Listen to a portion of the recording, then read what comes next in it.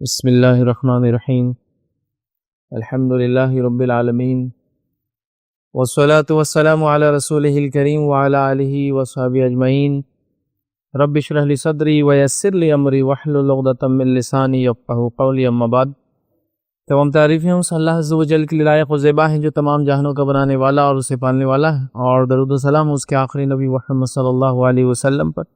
الحمدللہ ہم تمام مرد اور خواتین اس خطبہ جمعہ کے لیے جمع ہوئے ہیں انشاءاللہ عزیز اس مختصر سے وقت میں، جو پچھلے جمعہ ایک ٹاپک اور ایک عنوان کی ہم نے شروعات کی تھی، اور عنوان تھا کہ گناہ کرنے کے آج کے دور میں ہمارے بہانے یا وہ ریزنز، وہ بہانے جس کو اپنا کر گناہ کرنے کو ہم اپنے اوپر جائز سمجھ لیتے ہیں، بلکہ کبھی کبھار تو گناہ کرنے کو اپنے پر واجب سمجھ لیتے ہیں۔ مطلب اگر یہ مجلس میں بیٹھنا ہے تو یہ گناہ تو کرنا ہی پڑے گا، مطلب ایسی باتیں کریں گے تو اس میں ہم کو اگلی بار بلایا جائے گا، تو لہٰذا ہم نے اس کے لیے بہانے تلاش کی۔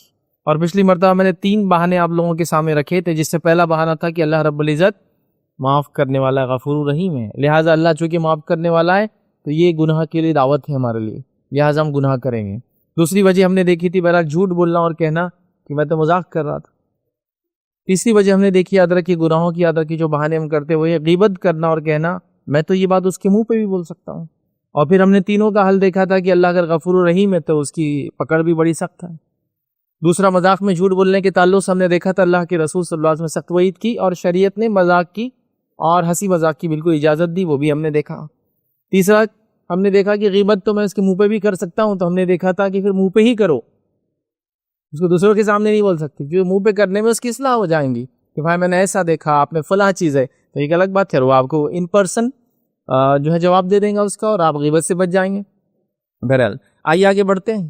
آج ہم وہ چوتھی وجہ دیکھیں گے جو گناہ کرنے کے ہم نے بہانوں میں سے ایک بہانہ بنا لیا، اور چوتھی وجہ یہ یاد رکھیے، لوگوں پر تہمت لگانا اور یہ کہنا یہ تو ساری دنیا بول رہی ہے۔ لوگوں پر تہمت لگانا اور یہ کہنا کہ تو ساری دنیا بول رہی ہے، مطلب میں تھوڑی اکیلا ہوں، سب بول رہے ہیں۔ جیسا مثال کے طور پر دینی حلقوں میں لے لے تو وہ جماعت جو ہے گمراہ ہے، میں تھوڑی بول رہا ہوں، ساری دنیا بول رہی ہے۔ فلاں لوگ تو جہنم میں جانے والے، میں تھوڑی بول رہا ہوں، ساری دنیا بول رہی ہے۔ ارے لیکن جہنم میں جائیں گے اس کی دلیل کیا ہے؟ ان کے غلط ہونے کی، فتنہ ہونے کی دلیل کیا ہے نا؟ ان کے حق سے ہٹ کر ہونے کی دلیل کیا ہے؟ نہیں، ساری دنیا بول رہی ہے نا، تو ساری دنیا میرے لیے دلیل ہے۔ وہ آدمی تو جھوٹا ہے، دلیل کیا ہے؟ ساری دنیا بول رہی ہے وہ جھوٹا ہے۔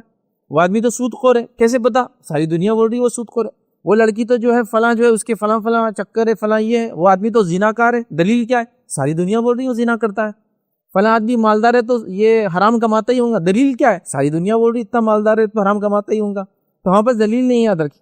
اور آپ دیکھیے لوگوں کے بارے میں جو ہماری سوچ ہے اور جو سمجھ ہے، اکثر وہ لوگوں کے بولنے پر ہے، ہمارے پاس کوئی دلیل نہیں اس کی۔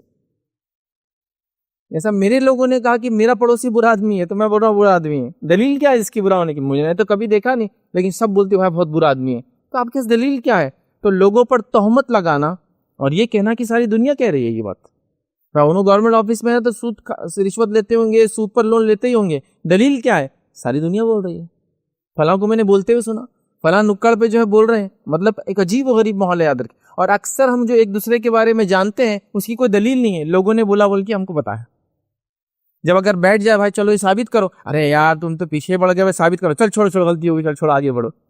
آپ کے اس کو ریزن نہیں، کوئی دلیل نہیں، اس لیے آپ نے بس سب بول رہے ہیں تو میں بول رہا ہوں۔ تو یہ بہت بڑا خطرناک چیز ہے یاد رکھیں۔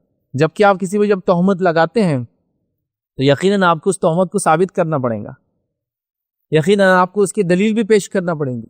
شریعت میں تو کچھ تہمتوں پر دنیا میں سزا دی گئی، صرف لگانے والے پہ جب اس نے بولا تو اس کو سزا دو اگر اس نے ثابت نہیں کر پایا اس بات کو تو۔ اور ہم لوگ جو ہے بآسانی یاد رکھیں، خاص طور سے یہ بات خواتین کے اندر ایک دم عام ہوتی ہے یاد رکھیں۔ مطلب ٹھیک ہے مرد ہی بول رہے ہیں، لیکن مردوں میں ایک جذبہ ذرا ہوتا ہے، وہ یہ ہوتا ہے کہاں سے معلوم ہے تیرے کو، ہے نا؟ تو آدمی تھوڑا سا جھجکتا ہے۔ خواتین میں تو ایسا ہے کہ ہر دوسری خاتون سب سے سچی ہے، مطلب اتنی سچی ہے کہ اس نے جو کہا اس کو آگے بڑھانا ضروری ہے، ایک دم سچی ہے وہ۔ ان کی لڑکی کا رشتہ نہیں ہو رہا نا، چکر ہے اس کا، بس اب وہ اس کی چکر ہے۔ دلیل کچھ نہیں ہے، انہوں نے بولے نا۔ جب وہی عورت آپ پہ الزام لگاتی تو پھر آستین واستین چڑھا کے شروع ہو جاتا اس سے، ایسا کیسا بولتی وہ، میں نکل کے دیکھتی اس کی چوٹی مروڑتی پکڑ کے، تب ہو جاتا۔ لیکن جب دوسروں کے بارے میں بولے سب سے سچی ہے وہ، اس کو ٹرانسفر کر دیا۔ نبی اکرم صلی اللہ علیہ وسلم نے ایسے لوگوں کے بارے میں جو اس طرح سے تہمت لگاتے. دو باتیں الگ الگ روایتوں میں فرمائی. ایک روایت میں دیکھیے یہ الفاظ آپ نے فرمایا ابو داؤد کی روایت اور کہا کسی انسان کے گناہگار ہونے کے لیے یہی کافی ہے کہ وہ سنی سنائی باتوں کو آگے بڑھا دے. ایک انسان کے گناہگار ہونے کے لیے یہی کافی ہے کہ باتوں کو سنے یا سنی سنی باتوں کو آگے بڑھا دے. دوسری روایت میں آپ نے فرمایا صحیح مسلم کی روایت ہے ایک آدمی کے جھوٹا ہونے کے لیے کافی ہے سنی سنائی باتوں کو آگے بڑھا دے. تو ایک روایت میں کہا وہ آدمی گنہگار ہے جو سنی سنائی باتوں کو آگے بڑھاتا ہے. دوسری روایت میں کہا وہ آدمی جھوٹا ہے جو سنی سنائی باتوں کو بڑھاتا ہے. اس سے پتہ چلا کہ دو چیزیں ایک آدمی کرتا ہے جب وہ سنی سنائی باتوں کو آگے بڑھاتا ہے. ایک تو وہ جھوٹا ہو جاتا ہے, دوسرا وہ گنہگار بھی ہو جاتا ہے. بھائی اگر آپ ایسا بولیں گے تو دنیا میں بات ہی نہیں کرنا. کبھی ہم بات کرو با دلیل, پھر آپ کے ریزن ہونا. اور اگر کسی کے بارے میں ایسی بات ہے جو برائی کی ہے تو پھر اس سے کرو جس سے امید ہے کہ اس کی اصلاح ہو سکے. عوام میں نہیں کر سکتے, پھر غیبت ہو جائیں گی. میں اگر کسی بھی انسان کو پکڑ کے بولوں یار وہ آدمی تو جھوٹا ہے تو یہ خامخواہ کی چیز غیبت ہے. لیکن اگر میں جانتا ہوں یہ اس کا والد ہے, یہ اس کا بھائی ہے, یہ اس کا سرپرست ہے, یہ اس کا ذمہ دار ہے, یہ اس کا عالم ہے, یہ اس کی اصلاح کر سکتا ہے تو میں اس کو بولوں گا. ہاں کسی انسان کو اس کے جھوٹ سے دھوکہ نہ ہو بول کے بھی میں پکڑ کے بول سکتا ہوں اس سے کوئی تعلقات مت کرو, اس کے بارے میں مشہور ہے وہ جھوٹا, وہ ایک الگ بات. لیکن پبلکلی عوام میں مائک پر مسجد میں ایسا اس کی بھونگے سے اعلان نہیں کر سکتا ہوں. یہ سب چیزیں میں جس سے تعلق ہے اس کو میں بولوں گا اس کی اصلاح کے لیے. تو ہمارے پاس یہ بہت کامن ہو چکا ہے کسی پر بھی الزام لگانا اور لگا کر کہنا اس کے بارے میں لوگ یہ کہہ رہے ہیں. جب ہمارے پہ یہ بات آتی ہے تو یاد رکھیں پھر ہم بوکھلا جاتے ہیں اور پریشان ہو جاتے ہیں. اب آئیے وہ لوگ جو دنیا میں سنی سنائی باتوں کو آگے بڑھا رہے تھے, لوگوں پہ الزامات لگا رہے تھے, نبی اکرم صلی اللہ علیہ وسلم بڑی سخت وعید کی. یہ اللہ رب العزت کا فضل جود اور کرم تھا کہ باتیں اس نے ہم کو بتا دی اپنے نبی کے ذریعے تاکہ ہم اس سے بچ جائیں. اور اس حدیث کے اندر الفاظ یہ ہے کہ اللہ کے رسول صلی اللہ علیہ وسلم کو معراج کروائی گئی, اور جب معراج کروائی گئی تو آپ کو جنت کا سفر بھی کرائے گا اور جہنم کا سفر بھی کرائے گا. جنت میں بھی کچھ لوگوں کو دیکھا اور جہنم میں بھی کچھ لوگوں کو دیکھا. اس حدیث کو رکھنے سے پہلے ایک وضاحت وہ کر دوں, یہ ہے لوگ یہ سوال کرتے جب جنت میں کوئی گیا نہیں, فیصلے کا دن ابھی آیا نہیں, تو پھر کیسے اللہ کے رسول نے جنت میں کچھ لوگوں کو دیکھا اور جہنم میں کچھ لوگوں کو دیکھا. یہ اللہ کے رسول صلی اللہ علیہ وسلم نے جو دیکھا یہ ہونے والی چیز تھی جو آپ کو پہلے بتا دی گئی تاکہ امت کو آ کے بتا دے کہ امت ان گناہوں سے بچ جائے تاکہ جہنم میں نہ جائے, اور یہ عمل کرے تاکہ جنت میں جائے. تو یہ غائب کی بات تھی. تو کوئی سوال کرے ابھی تو روز جزا آئے ہی نہیں نا, حساب و کتاب ہی نہیں ہوا, ترازو لگا نہیں, میزان قائم نہیں ہوا, پھر کیسے دیکھا اللہ کے رسول نے فلاں انسان کو جنت میں فلاں انسان کو جہنم میں. یہ ہونے والی بات ان ایڈوانس بتا دی گئی تاکہ امت ان جرم سے ان گناہوں سے اپنے آپ کو بچائے. ٹھیک ہے, تو یہ جتنی بھی روایتیں میں آتا ہے نا, میں نے جنت میں یہ دیکھا, میں نے جہنم میں اس شخص کو دیکھا, یہ سب ہونے والی بات ہے, ابھی کوئی گیا نہیں. ٹھیک ہے, بہرحال تو نبی اکرم صلی اللہ علیہ وسلم فرماتے ہوئے کہتے ہیں مجھے معراج کروا گئی, اور معراج میں یاد رکھیے آپ فرماتے ہوئے کہتے ہیں میں ایسی قوم پہ سے گزرا کہ جن کے ناخن تانبے کے تھے. مطلب یہ جہنم کا تذکرہ آپ کر رہے ہیں, اور جہنم میں قوم مطلب اس لیے کہا جا رہا ہے کہ بہت سارے لوگ ہیں, مطلب ایک وہ گٹ ہے, وہ ایک گروہ بن جاتا ہے جو یہ گناہ, تو پرٹیکولر گناہ کی وجہ سے پرٹیکولر جہنم میں لوگ بھگتیں گے نا سزا. تو کئی قوم کو میں نے دیکھا جن پہ سے جب میں گزرا تو ان کے ناخن تانبے کے تھے, اور ان ناخنوں سے اپنے چہروں کو وہ نوچ رہے تھے اور سینوں کو نوچ رہے تھے. تو میں نے کہا جبرائیل یہ کون لوگ ہیں, مطلب اتنی بری سزا میں مبتلا ہے, کون لوگ ہیں جو جہنم میں, اب جہنم کا عذاب آگ میں ہے پورا یاد رکھیے. تو آگ میں پھر وہ تانبا بھی آگ میں ہے اور وہ اپنے آپ کو نوچ رہے بھی آگ میں, یاد رکھیے. تو آگ کا سزا تو جہنم میں ہر چیز کے اندر آگ لگی ہوئی ہے, اس کے علاوہ ساری چیزیں, بیڑیوں میں جکڑے جانا, مارے جانا, پھل کھلائے جانا, برے کھولتا پانی ڈالا جانا, آگ اور آگ میں یہ سب بھی ہو رہا ہے. تو کہا وہ نوچ رہے تھے. تو میں نے کہا وہ زخمی کر رہے تھے اپنے آپ.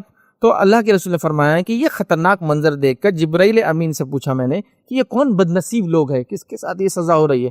تو جبرائیل امین نے اللہ کے رسول صلی اللہ علیہ وسلم فرمایا کہا یہ وہ لوگ ہیں جو دوسرے لوگوں کا گوشت کھایا کرتے تھے, مطلب ان کی غیبت کرتے تھے. پھر آگے فرمایا اور یہ وہ لوگ ہیں جو لوگوں کی عزتوں سے کھلواڑ کیا کرتے تھے, یعنی لوگوں کو بدنام کرتے پھرتے تھے. ایک تو غیبت کرتے تھے اور الزام لگاتے تھے لوگوں کے بارے میں, جو ہے ان کی عزتوں کو اتارتے تھے. اب عزت اتارنے کے لیے آپ سمجھ رہے نا, یہ تو گمراہ ہے, یہ تو فتنہ ہے, یہ تو جھوٹا ہے, یہ تو سود خور ہے, یہ تو فلاں کہہ دیا, آپ نے اس کو الزام لگا دیا. تو یہ دو کام کرتے تھے یاد رکھیں. اور ہم نے پہلے بھی دیکھا تھا غیبت کے 3 قسمیں ہوتی ہیں. پہلا کسی کے بھائی کے پیچھے پیٹ پیچھے بات کرنا, اس کو غیبت بولتے ہیں. ایسی بات کرنا جو اس میں نہیں ہے یہ بہتان ہے, جس کے بارے میں ابھی یہ بات کری. اور ایسی بات کرنا جس سے 2 لوگ لڑ لے اس کو چغلی بولتے ہیں. تو غیبت کے 3 درجے, تینوں کا گناہ الگ ہے, تینوں کی سزا الگ ہے, لیکن تینوں کو غیبت ہی بولا جاتا کامنلی عربی کے اندر. ٹھیک ہے, تو بہرحال تو یہ سزا ہے. تو لہٰذا اب ہم یہ غلطی کبھی نہ کریں کہ لوگ بول رہے ہیں تو ہم اس کو فارورڈ نہ کریں. کچھ لوگ بول رہے بول کے اس بات کو ہم فارورڈ میں نے کہا کہ سوشل میڈیا کے سینس میں، اور اپنی باتوں میں اس کو نہ لائے، اشارتاً بھی نہ کرے کہ یار ایسا کسی نے بولا وہ دھوکے باز، جان دو میری بات مت سن، لیکن کیوں بولا اتنا بھی آپ نے؟ آپ کے پاس دلیل ہے تو پھر بولیے آپ، چونکہ لوگوں کے نقصان سے دوسروں کو بچانا ہی مومن کے لیے ضروری ہے، یاد رکھیں۔ اب یہاں صرف ایک نقطہ رکھ دیتا ہوں، حالانکہ ہمارا ٹاپک نہیں، وہ یہ ہے کہ کچھ جگہوں پر کچھ لوگوں کی غیبت کرنا آپ پر واجب ہے، کرنا چاہیے، وہاں تو ہم کرتے نہیں۔ وہ کہاں ہے؟ جب کوئی آپ کے پاس اپنی بچی کے رشتے کے بارے میں بات لائے اور آپ کو پتا ہے لڑکا خراب ہے، تو غیبت کرنا چاہیے، آپ نے بولنا چاہیے وہ خراب ہے، پھر اس کے سامنے بات پتا چلے تو اس کو برا لگے گا، لیکن چلے گا، یہاں کر سکتے ہیں آپ۔ نبی اکرم صلی اللہ علیہ وسلم کا ایک صحابی آئی کہ اللہ کے رسول لوگوں کے رشتے آئے ہیں، نبی اکرم صلی اللہ علیہ وسلم نے سب کے بارے میں ایک بات بتائی، وہ برائی نہیں تھی کچھ بھی اس میں، لیکن ان کی وہ صفت تھی، تو یہاں بولا گیا جہاں کرنا ہے وہاں تو منہ بند رکھ کے کیا بولتے، اب ان کا کوئی بیچ میں بولنا، ان کا تھا، جان دو، اب رشتہ ٹوٹ گیا، ہم کو تو پہلے سے معلوم تھا، ہاں بالکل وہ لڑکا جھوٹا ہے، وہ لڑکا شرابی ہے، کبابی ہے، اس کے افیئرز تھے، فلاں تھے، ارے آپ نے جب کیوں نہیں بولا؟ ہم بولے تمہارا ہے، کیوں بولنا؟ مطلب دوسری غیبت تو چالو ہے، جہاں ہونا وہاں ہمت نہیں کر رہے ہیں، یہاں بولنا پڑے گا۔ کوئی شخص اگر کہے کہ میں فلاں آدمی سے معاملات کر رہا ہوں، بزنس کر رہا ہوں، اور ہم پارٹنرشپ بزنس کر رہے ہیں، اور ہم دونوں 5-5 لاکھ لگا رہے ہیں، اور آپ کو پتا ہے وہ دھوکے باز ہے، آپ کو فوراً بولنا پڑے گا بزنس مت کرو، وہ دھوکے باز ہے۔ حالانکہ یہ غیبت ہے، لیکن یہ جائز غیبت ہے، آپ کو کرنا پڑیں گی، اس کو چھپا نہیں سکتے آپ۔ تو یہاں ہے، لیکن میں مسجد کی ممبر سے اعلان نہیں کروں گا یہ آدمی سے بزنس جھوٹا ہے، اگر وہ بھی اعلان کر رہا ہے سوشل میڈیا کے ذریعے لوگوں کو لوٹ رہا ہے تب میں کر سکتا ہوں، ایک الگ بات، سمجھ رہے ہیں بات؟ یہاں تو ضروری ہے، تو یہاں تو منہ بند ہے ہمارا، کیونکہ بعد میں وہ 5 لاکھ جب جمع کر سکتا ہے تو ہمارے ساتھ کچھ اور بھی کر سکتا ہے، تو مت بولو کچھ بھی۔ جب آدمی چونا لگ کر آ گیا، ہم کو تو معلوم تھا پہلے سے، بولا کیوں نہیں پھر؟ اب ہم بولے بھائی تمہارے شاید اچھے رشتے ہوں گے، تم کو دھوکہ نہیں دیں گا وہ، لیکن ایک کامن بات جو معلوم ہونا کسی کو ضروری نہیں وہاں غیبتیں کرنے کے لیے، وہ کامن بات بھی آپ بولتے پھرتے، لیکن یہ بات نہیں بولی آپ نے کہ لڑکا برا ہے، شادی کے لیے رشتہ آیا، لڑکی صحیح نہیں ہے، کیا عجیب بات ہے۔ بہرحال چلیے، تو یہ چوتھی چیز تھی، یاد رکھیں۔ پانچواں وہ بہانہ جس کو ہم ریزن بنا کے غیبتیں کرتے ہیں، لوگوں کی معاف کرنا جو ہے گناہ کرتے ہیں، اس کو لائسنس سمجھتے ہیں گناہ کرنے کے لیے، وجہ بنا لیتے، یاد رکھیے بہانہ بنا لیتے، وہ یہ گالی دینا اور کہنا ہماری دوستی بڑی پکی ہے۔ آپ بولیں گے یہ کیسا؟ ابھی نہیں سمجھ میں آئیں گا، آپ کو کالج میں دیکھنا پڑے گا، 2 بچے مل رہے اور تیری تو ایک گالی، اور کیا چل رہا دوسری گالی، اور میں تو مست ہے تیسری گالی، مطلب جتنی دوستی پکی اتنا ماں بہن کی عزت وہ اتارتے جائیں گے ایک دوسرے کی، اور لوگ بولیں گے ارے ایسی دوستی پکی ہے کہ ماں بہن کی گالی ایک دوسرے کو دیتے ہوئے غصہ نہیں آتا دونوں کو ایک دوسرے کو، ایسی محبت ہے ان کی، مطلب دوستی پکی ہونے کی علامت ہے یہ۔ اب تھوڑا سا ٹرینڈ چینج ہو گیا ہے، کبھی کبھار تو گالی وہ انگلش میں تو سمجھ میں نہیں آ رہی، تو اس کو لگ رہا ہے وہ سلینگ ہے، بولنے کا ایک طریقہ ہے، دیتے جاؤ دیتے جاؤ دیتے جاؤ، مطلب اس میں تو اب کوئی مسئلہ ہی نہیں رہا، کیونکہ انگلش کی گالی تو گالی نہیں، اس کا گناہ نہیں لکھا جاتا نا، تو وہ تو دینے میں کوئی حرج ہی نہیں ہے۔ اسکول کے بچوں کو دیکھ لیجئے، گھر میں چھوٹے بچوں کو، کبھی کبھار ایسا بھی ہو سکتا ہے ہم کو انگلش نہیں آتی، ڈال دی ہم کو انگلش میڈیم میں، وہ گالی بھی دے رہے تو ہم کو لگ رہا کتنا اچھا بولتا ہے یہ لفظ، کیونکہ وہ معلوم ہی نہیں اس کا مطلب کیا ہے وہ جو بول رہا، میں دوہرا نہیں سکتا ان چیزوں کو خطبے کے اندر، عام اگر تقریر ہوتی تو شاید بتا بھی دیتا تھا۔ یہ سب چل رہا ہے ادھر، تو انگلش میں گالی دی جا رہی، کوئی دوسری لینگویج میں گالی سیکھ کے آئی جا رہی، فلاں چیز کی جا رہی، لوگوں کو بتایا جا رہا ہے وہ لینگویج میں گالی اس کا لفظ کا یہ معنی ہے، اور لہٰذا یہ ہماری پکی دوستی ہونے کی علامت ہے، ہم بہت گالیاں دیتے ہیں ایک دوسرے کو، پورا ننگا کر دیتے ہیں، اور اپنے آپ کو نہیں اپنی ماں بہن کو ننگا کرتے ہیں، اور یہ ہماری پکی دوستی کی علامت ہے، گالی دینا اور کہنا کہ ہماری دوستی بہت پکی ہے، دوستی میں تو یہ سب چلتا ہی رہتا ہے۔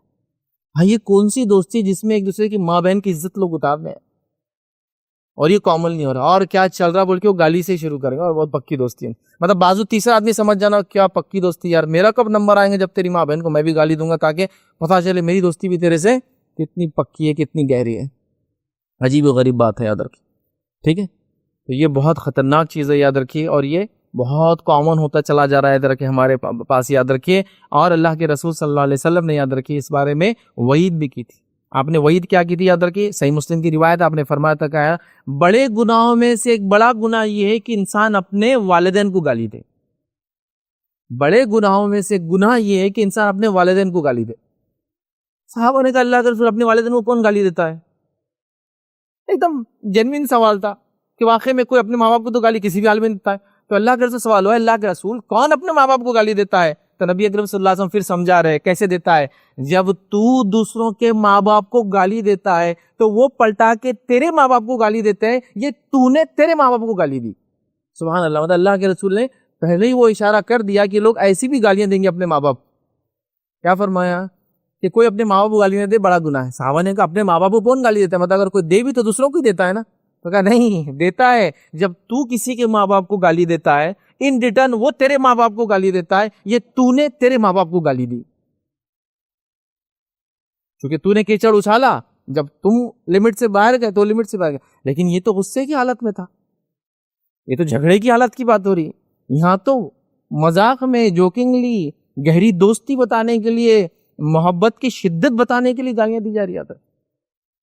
اور خواتین بھی اس میں کوئی پیچھے نہیں رہی. اب خواتین نے اردو والی گالیاں تو نہیں لی، چونکہ گالیاں تو انہی کے اوپر دی جا رہی ہے. پوری گالیاں تو دے رہے مرد، لیکن ہوتی عورتوں پر پوری کی پوری. یہ ایک عجیب بات ہے سماج کی.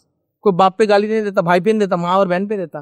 تو وہ تو نہیں دے رہی، وہ انگلش میں گالیاں دے رہی ہے. پڑھی لکھی خاتون جو انگلش میں گالیاں دیتی ہے، اور ایسی گالیاں دیتی ہے جو کبھی کبھار خود کے لیے ہوتی ہے وہ گالیاں اس کی، لیکن وہ دے رہے ہیں چونکہ اب تو ٹرینڈ ہے. کول فیل آتا اس سے، مطلب کول دکھتے تھوڑا سا. پتہ نہیں وہ کون سی کولنس ہے جو آخرت میں ہاٹنس بن جائیں گی نا.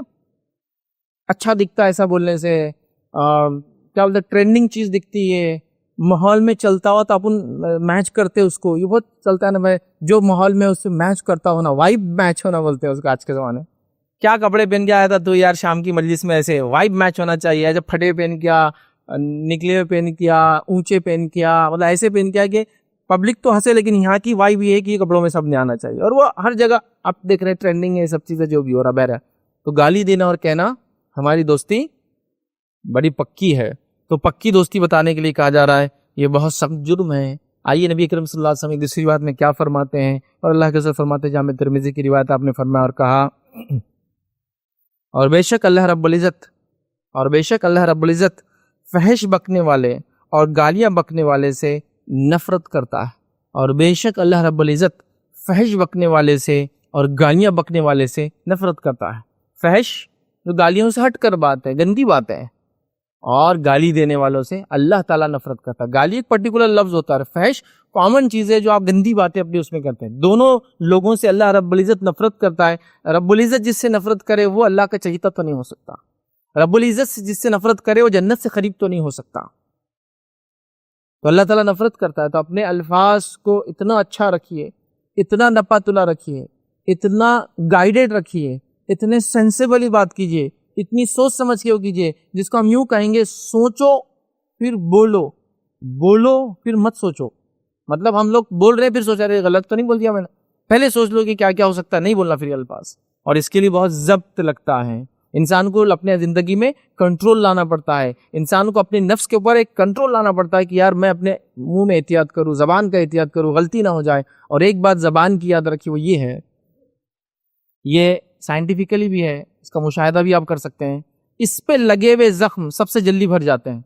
بچہ گرا، زبان دانتوں میں آ گئی، 2 گھنٹے بعد آپ اس کا منہ کھول کے دیکھیے، ہیل ہونا چالو ہو جاتی ہو. سب سے جلدی اس کے زخم ہیل ہوتے ہیں، معلوم پورے باڈی کے اندر. ایسا 2 گھنٹے 4 گھنٹے منہ کے بھی آپ زخم دیکھیے، دانت میں آپ نے ہونٹ کو لے لیا اندر کا، تھوڑی دیر بعد دیکھیے آپ سب صحیح ہو جاتا، خون نکل سب صحیح. تو اس کے دیے مطلب منہ میں جتنے زخم ہوتے جلدی ہیل ہو جاتے ہیں. تو زبان کے زخم سب سے جلدی ہیل ہوتے ہیں، لیکن اس سے دیے ہوئے زخم کبھی بھی ہیل نہیں ہوتے. لائف ٹائم جھگڑا چل رہا ہے، اس نے میرے باپ کو گالی دیا تھا، ارے 50 سال ہو گئے نا، میرے کو ابھی بھی یاد ہے. تو اس کے زخم تو بہت جلدی بھر جاتے ہیں، لیکن اس سے دیے ہوئے زخم ہمیشہ ہرے ہی رہتے. ہرے مطلب جب زخم خراب ہو جاتا ہے اور اس میں پیپ بھرتا ہے تو ہرا دکھتا ہے زخم، ورنہ لال ہوتا ہے عام طور سے، ہرے رہتے ہیں. بہت احتیاط کیجیے، یاد رکھیے زبان کے استعمال میں. اور یہ والا ٹرینڈ ہم تو برائی کے معنی میں تو نہیں بول رہے تھے، لیکن یہ جو آپس میں ہی چل رہا ہے وہ ہمارا تھا کہ گالی دینا اور کہنا. ہماری دوستی تو بڑی پکی ہے، تو بہرحال دوستی میں گالی نہیں دی جاتی، عزت کیا جاتا ہے، رسپیکٹ کیا جاتا ہے، اچھے القاب دیے جاتے ہیں. ٹھیک ہے. آئیے چھٹا وہ گناہ یا وہ بہانہ جس کے نتیجے میں ہم لوگ جو گناہوں کو جائز سمجھ لیتے ہیں، یاد رکھیے وہ یہ ہے، اور یہ بہت عام ہے، یاد رکھیے، عورتوں کا بے پردہ ہونا اور پھر یہ کہنا ہمارا دل تو صاف ہے، اور مردوں کا یہ کہنا کہ ہماری نیت و نظر صاف ہے. مطلب بھائی آپ کے پاس علاقے میں عورتیں پردہ کیوں نہیں کرتی؟ نہیں، ہمارا تو دل صاف ہے، یہاں کی مردوں کی نیت و نظر صاف ہے، تو لہٰذا پردے کی کیا ضرورت؟ پردے تو چور، چکے، ڈاکو، برے لوگوں سے ہے نا، غیر غیرت لوگوں سے کرنا ہے.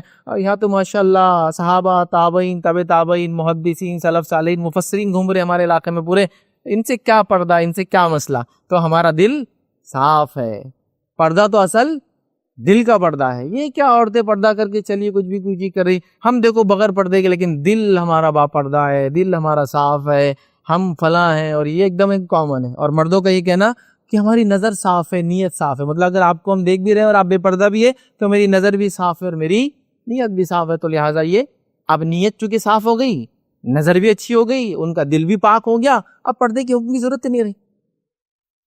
کیا کرنے کا پردہ کر کے؟ یہ بہت کامن بہانہ ہے، یاد رکھیں.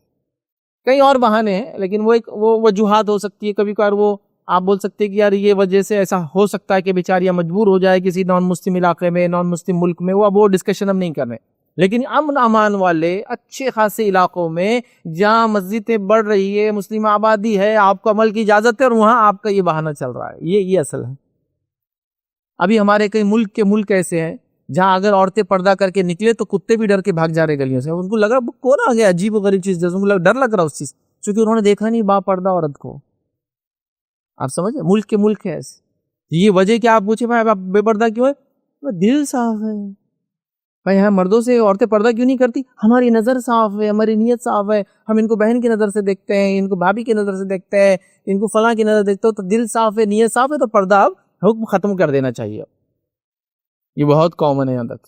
اچھا سوال یہ ہے پردہ آیا کس کے لیے تھا؟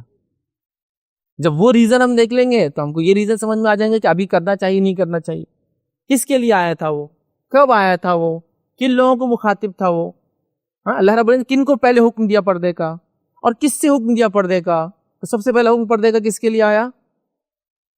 نبی اکرم صلی اللہ علیہ وسلم کی بیویوں کو حکم آیا. پھر آپ کی بیٹیوں کو حکم آیا. اس ایک ہی آیت میں ہی ہے، ایسا ایک الگ الگ دور میں نہیں آیا، ایک کے بعد ایک اللہ نے. تو میں وہ ترتیب سے گنوا رہا ہوں. پہلے حکم آیا بیویوں کو، جو کہ ہم سب کی کون ہے معلوم؟ قیامت تک آنے والے ہر مسلمان کے لیے وہ کون ہے معلوم؟ ان کی ماں ہے. امہات المومنین بولتے نا، مومنوں کی ماں، جن سے نکاح نہیں ہو سکتا. نبی نے کسی سے نکاح کر لیا تو اس سے کسی کا نکاح نہیں ہوتا ہے، وہ امت کی ماں ہو جاتی ہے. تو ماں ہے، امہات المومنین ہے. تو پہلے اللہ نے کہا تو اے نبی آپ کی بیویوں سے کہہ دو، مطلب ہماری ماؤں سے کہہ دو، تمہاری بیٹیوں سے کہہ دو. نبی کی بیٹیوں کو حکم آ رہا. پھر مومن عورتوں سے کہو کہ وہ اپنے جسموں کو جب گھر سے باہر نکلے تو چادروں سے ڈھانکے رہے. تو کس کے لیے پردے کا حکم آیا تھا پہلے؟ عام عورتوں کے لیے نہیں آیا تھا، بری عورتوں کے لیے نہیں آیا تھا، فیشن پرست عورتوں کے لیے نہیں آیا تھا، غلط کام کرنے والی عورتوں کے لیے نہیں آیا تھا، ہاں جن کے دل خراب تھے ان کے لیے نہیں آیا تھا، جن کے دل سب سے پاک تھے ان کے لیے آیتیں آئی تھی. اللہ رب العزت نے کیا فرمایا؟ سورہ احزاب سورہ نمبر 33 آیت نمبر 59 میں اللہ فرماتا ہے، کہتا ہے یا ایھا النبی قل لازواجک، اے نبی کہہ دو اپنی بیویوں سے، مطلب ہماری ماؤں سے، وبناتک، اور اپنی بیٹیوں سے کہہ دو. ٹھیک ہے. اور پھر کیا فرمایا؟ ونساء المؤمنین، اور مسلمان عورتوں سے کہہ دو یدنین علیہن من جلابیبہن، جب وہ گھروں سے باہر نکلے تو اپنے سروں پر چادر ڈال کے نکلے. فرمایا ذالک ادنی یعرفن، یہ بہتر ہے کہ وہ اچھے سے پہچانی جائے. اور پھر فرمایا فلا یؤذین، اور ان کو اذیت اور تکلیف نہ دی جائے. وکان اللہ غفور الرحیم، اور اللہ تعالیٰ معاف کرنے والا اور رحم کرنے والا ہے. مطلب جو ہوا اس کے لیے اللہ معاف کرنے والا ہے. جب معافی کی بات ہوئی مطلب جو ہوا وہ گناہ تھا پہلے، اس لیے کہا معاف کرنے والا. جو ہوا وہ ہوا، اب نہیں، اب گناہ ہوگا اگر آپ کریں گے. تو پہلا حکم کس کو آیا؟ مجھے اور آپ کو نہیں آیا. اچھا ان عورتوں کو جو سب سے پاک باز عورتیں ہیں، یہ بات یاد رکھیے، نبی کا جو کیلیبر ہے، جو مقام ہے، اللہ رب العزت نے یقیناً اس مقام کو کوئی اٹینڈ نہیں کر سکتا انسانوں کے اندر سے اور جنوں میں سے، لیکن انسانوں نے اسی درجے کی عورتیں جو اس کے لائق ہے ان کو اس کی بیویاں بنایا ہے. عام عورتیں نہیں ہیں، یہ چوزن ہیں، مطلب یہ چنندہ عورتیں ہیں جو اللہ نے پسند کیا اپنے نبی کے نکاح میں آنے کے لیے. کامن عورتیں نہیں ہوتی نبی کے نکاح میں جو ہوتی، یاد رکھیں. نبی اکرم صلی اللہ علیہ وسلم کی بات کر رہے ہیں. ان کو حکم آ رہا ہے سب سے پہلے، ان کی بیٹیوں کو حکم آ رہا ہے، اس کے بعد پھر کہا جا رہا عام مومن عورتوں سے کہ پردہ کرے. تو سب سے پاکیزہ عورتوں کو حکم آ رہا ہے کس سے پردہ کرے؟ زانیوں سے، کبابیوں سے، شرابیوں سے، برے لوگوں سے، زمانے کے ڈاکوؤں سے. جب سفر کرے تب نہیں، حکم آ رہا ہے صحابہ سے پردہ کرے، جن کی مثال اللہ رب العزت نے توریت اور انجیل میں پہلے دے دی تھی. صحابہ بھی چوزن تھے، چنندہ لوگ تھے معلوم، کیونکہ اللہ رب العزت نے قرآن نے بیان کیا کہ صحابہ کی مثال ہم نے مثال توریت اور انجیل میں دے دی تھی پہلے. مطلب یہود و نصارہ کو یہ تک پتا تھا کہ آخری نبی آئیں گا اور اس کے اصحاب ایسے ہوں گے. اور اس کی دلیل کیا ہے کہ ان کو یہ پتا تھا جب عمر ابن خطاب رضی اللہ عنہ خلیفہ بنے تو عیسائیوں کی حکومت تھی بیت المقدس پر. تو انہوں نے کہا کہ ہمارے اسکرپچرز میں یہ بات آتی ہے کہ ایک شخص فلاں فلاں خلیفہ بنے گا مسلمانوں کا لیڈر، تو اس سے ہم بغیر جنگ کرے کہ اس کی چابیاں دیں گے، لیکن کنڈیشن یہ ہے کہ وہ شخص خود آئے اور ہم سے چابیاں لے جائے۔ تو امیر المومنین عمر ابن خطاب آئے، چابیاں لی، اور یہ بیت المقدس کی تاریخ میں، یاد رکھیے بیت المقدس وہ زمین ہے جس کے لیے دنیا میں سب سے زیادہ جنگیں ہوئی اور سب سے زیادہ خون بہا ہے۔ القدس شہر کے لیے سب سے زیادہ جنگیں ہوئی دنیا میں آج تک، اور سب سے زیادہ خون بہا یاد رکھیے تاریخ کے اندر، جو آج تک ہو رہا ہے۔ تو پہلی بار تاریخ میں امن کے ساتھ یہ سونپا گیا تھا کسی کو، اور وہ شخصیت تھی عمر ابن خطاب۔ ریزن تھا ان کا تذکرہ ان کی کتابوں میں پہلے سے موجود تھا۔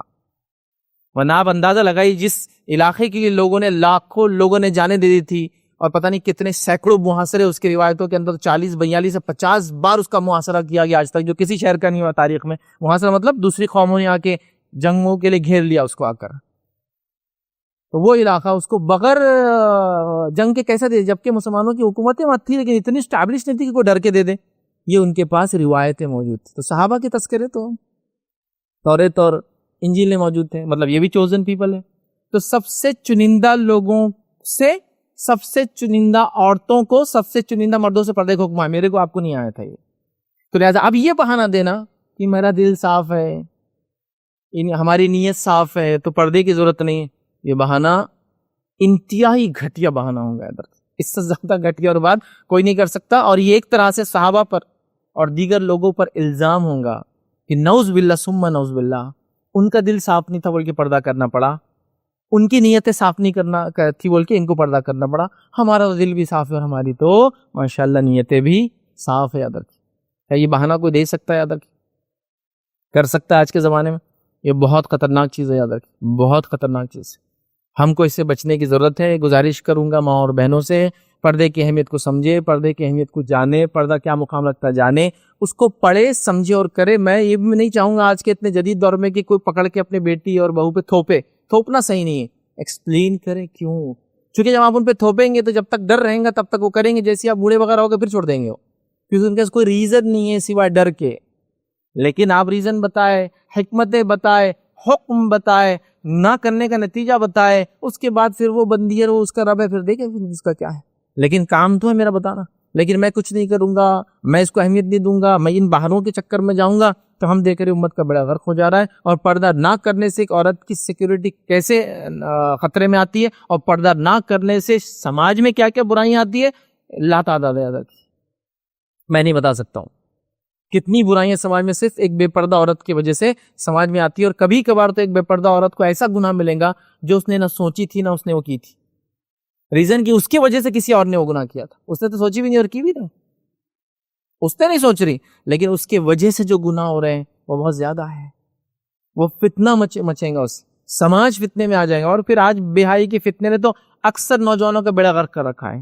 افیئرس کے ایشوز بے پردگی کے نتیجے میں، زنا کا معاملہ، چونکہ بے پردہ عورتوں کو دیکھا، نوجوانوں کی شہوت جاگ گئی، شہوت کو پورا کرنے کے لیے زنا کرے، زنا کا مسئلہ بے پردگی کے نتیجے کے اندر، اور جتنے مسائل ہو جاتے ہیں، حتیٰ کہ میں کہوں گا عام شریف النفس ایوریج دکھنے والی لڑکیوں کی نکاح نہیں ہونے کی وجہ بھی بے پردگی ہے، کیونکہ بے پردہ اتنی خوبصورت عورتیں گھوم رہی ہے جس کے نتیجے میں اس کو عام عورت پسند نہیں آ رہی ہے۔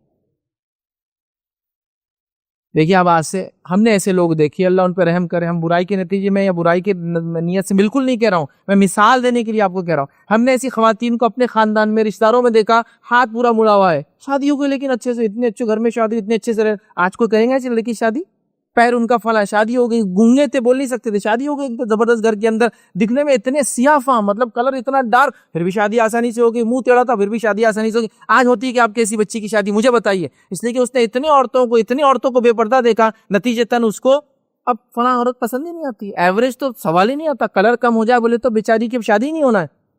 پردہ نہیں کرنے کے کئی نقصانات ہیں، میں نے تو 2-3 ہی گنوائے صرف، آپ کئی مطلب لا تعداد۔ تو وہ عورتیں جو پردہ نہیں کرتی ہے ان کے نام عاملے وہ گناہ بھی لکھے ہوئے ملیں گے روز قیامت جو انہوں نے کیے نہیں، میں بول رہا ہوں آپ کو، ریزن کہ ان کی وجہ سے شرم اچھا۔ میں آپ کو کہہ رہا ہوں دلیل کے ساتھ کہ اگر ایک انسان ننگا بھی گھومے نا، مرد کوئی دیکھیں گا نہیں، اس کو بولیں گے استغفر اللہ ننگا آدمی آ رہا ہے، لیکن ایک عورت کا اگر ہاتھ کا ایک حصہ بھی دکھیں گا تو کئی لوگوں کی نظریں اس سے پڑیں گی، گلا تھوڑا سا بڑا ہوں گا اور پبرتا ہوں گی تو کئی لوگوں کی نظریں پڑیں گی۔ نیچے کا کپڑا تھوڑا سا بھی اڑ جائے تو کئی لوگوں کی نظر پڑیں گی، ارے یار یہ پنڈلی کیسی ہے دیکھو، ارے یار فلاں، کئی لوگوں کی پڑیں گی۔ مرد کو کوئی دیکھنا نہیں پسند، ارے بھالو کیسا دکھتا ہے یہ تو، کیا پیجامہ اوپر کر کے پھر اتنے بال ہے تیرا، چل بھاگ اس کو، یہ کیا ہے نا، اس کو نہیں پسند کریں کوئی۔ لیکن عورت میں اللہ نے فطرتاً اٹریکشن دیا ہے، یہ نیچر ہے، اور اللہ کو پتا تھا اس کے اندر وہ کشش ہے، اور وہ کشش ضروری بھی ہے نسلوں کو آگے بڑھانے کے لیے، لیکن اس کو ہر کسی کے سامنے ڈسپلے نہ کیا جائے، چھپا کے رکھا جائے، چونکہ شہوت انسانی سماج کا یا انسانی زندگی کا اٹوٹ حصہ ہے۔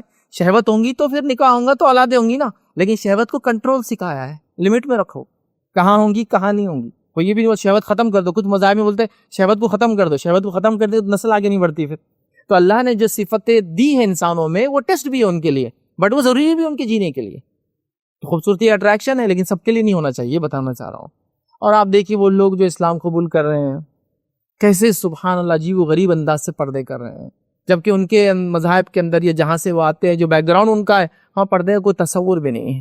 میں ایک چھوٹی سی مثال دیتا ہوں، میں نے ایک انٹرویو دیکھا تھا ایک آسٹریلین خاتون کا جو اسلام قبول کر چکی تھی اور پورا مکمل پردہ ایون نوز پیس لگا کے انٹرویو دے رہی تھی، پرانی بات ہے، میں بھی ایک 25 یا 30 سال پہلے کی بات ہے۔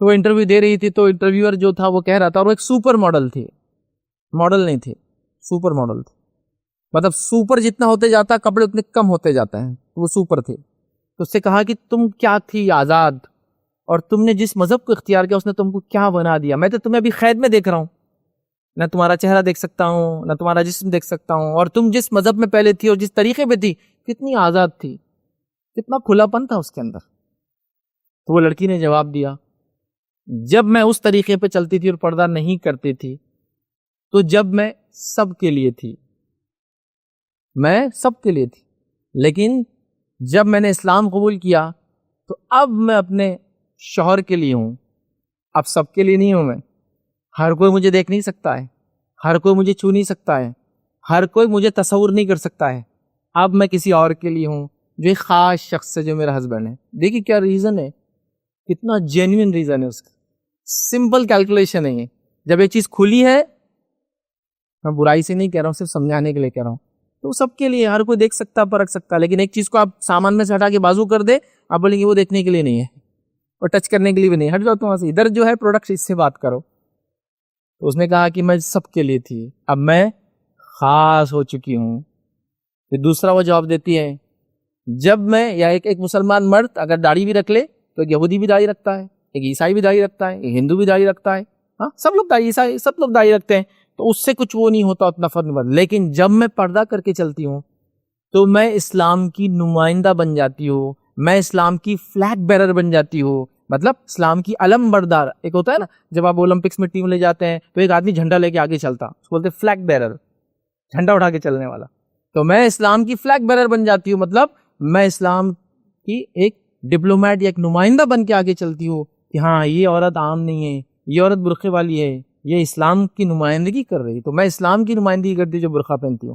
ایک مرد داڑھی رکھ کے بھی کر سکتا ہے، لیکن داڑھی بہت سارے لوگ رکھتے ہیں، لیکن پردہ وہ کہتی ہے دنیا کے اندر صرف مسلم خواتین کرتی ہے۔ جب میں پردہ کرتی ہوں تو میں اسلام کو ریپرزینٹ کرتے ہوئے راستے سے چلتی ہوں۔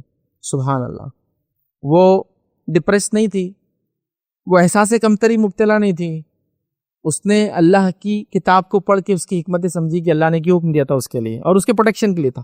تو ایک عورت جو کچھ نہیں پہنتی تھی اس کو سمجھ میں آیا کہ پردے میں پروٹیکشن ہے اس کا۔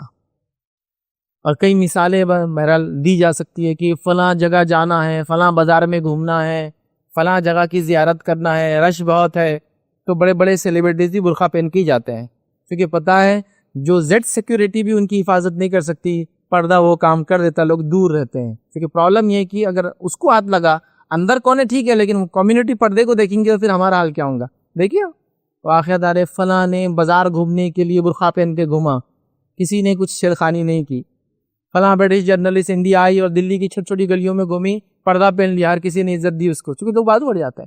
نیو یارک شہر کے اندر فلاں سیلیبریٹی نے ایک ایکسپیریمنٹ کیا سوشل، دیکھیے آپ، ½ کلومیٹر ٹائم اسکوائر کے اوپر نیو یارک میں بغیر پردے کے، اور ½ کلومیٹر پردے کے ساتھ۔